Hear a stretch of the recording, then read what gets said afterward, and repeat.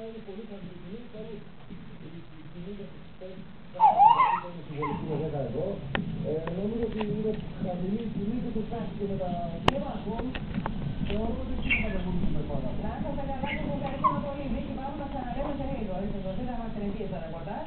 Από 1η Μαρτίου λοιπόν επεκτείνεται το μέτρο της ελεγχόμενης άθλησης και τι θα κάνει τις επόμενες ημέρες. Να χαρά να υποδεχτούμε τη μετεωρολόγο μας την Κριστίνα Κριστούδη κοντά μας. Έλα, Κριστίνα κοντά. Καλημέρα από σας. Να σας ευχαριστήσω πολύ που είστε εδώ κοντά μας. Βλέπω φορά στον αέρα. Για να δούμε λοιπόν τι καιρό θα κάνει σήμερα, θα ξεκινήσει αύριο. Θα ξεκινήσει από σήμερα. Λέω, καταρχάς είναι επικίνδυνες εικόνες του ελικοπτέρου προηγουμένως. Ηρίδα. Ηρίδα. Ηριδούλα. Ηρίδα.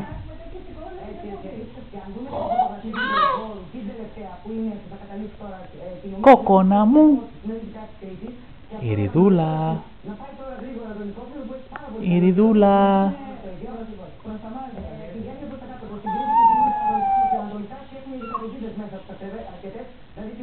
Μίλα λίγο.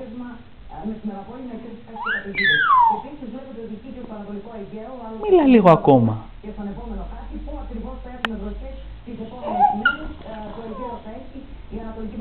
Μίλα κοκόνα μου.